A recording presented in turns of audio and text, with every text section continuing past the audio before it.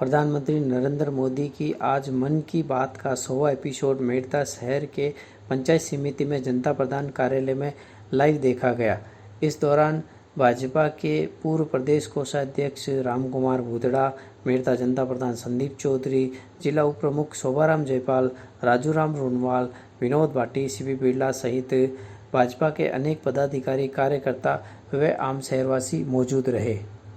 इस दौरान भूतड़ा ने कहा कि प्रधानमंत्री नरेंद्र मोदी जी के जीवन के चरित्र दोनों में सच्चाई है।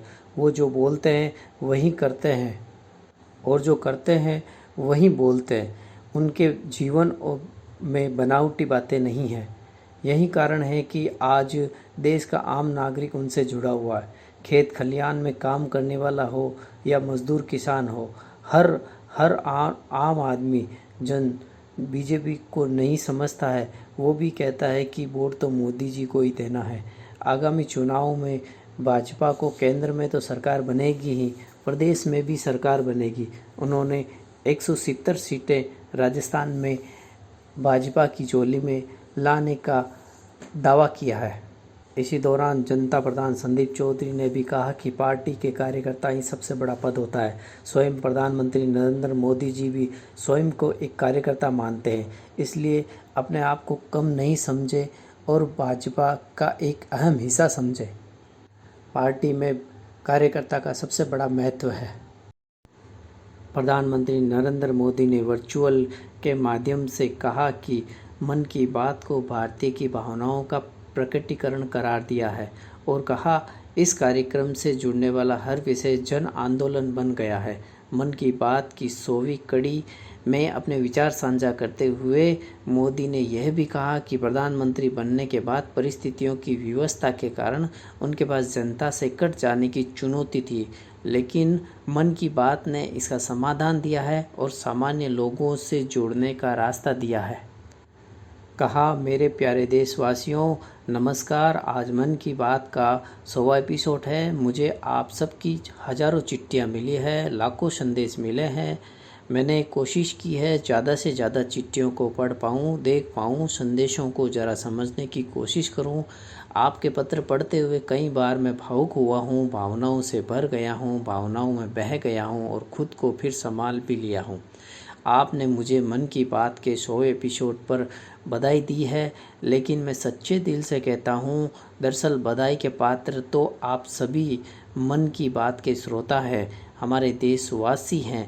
मन की बात कोटि कोटि भारतीयों को मन की बात और उनकी भावनाओं का प्रकटीकरण है।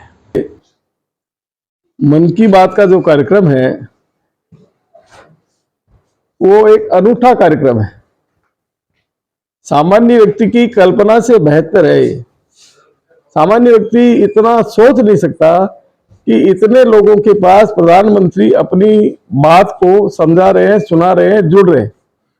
आज इसके माध्यम से 100वीं बार ये कार्यक्रम हुआ है और पूरे देश की जनता में एक संदेश गया है।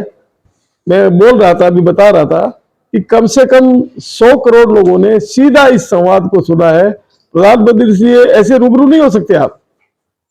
उनके व्यस्त जीवन में से हर महीने अंतिम रविवार को जो ये कार्यक्रम होता है, उसके माध्यम से गांव में और ढाणी में बैठा व्यक्ति उनके मन की बात को सुनकर के बड़ा आनंदित होता है, बड़ा प्रसन्न होता है।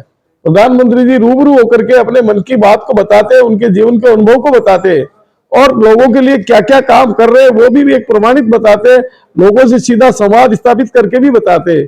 उसको देख करके ऐसा लगता है कि ऐसा प्रधानमंत्री न कोई हुआ है, न कोई होने की संभावना है, जो देश की जनता का दिल जीत ले, देश की जनता को अपना परिवार मान करके काम कर रहे हैं। ऐसे इस मन की बात को सुनने के लिए पूरा भारत उमड़ता है। आज हजारों जगह, लाखों जगह ये कार्यक्रम होते हैं और लोग प्रसन्नता से इसको देखते हैं। तो एकजुटी है। चुनाव में एक व्यवस्थित मैकेनिज्म होता है, हर एक्शन का रिएक्शन होता है। इसलिए मैंने कहा था थोड़ा व्यवस्थित चुनाव हम लड़ेंगे तो 170 सीटें आएगी।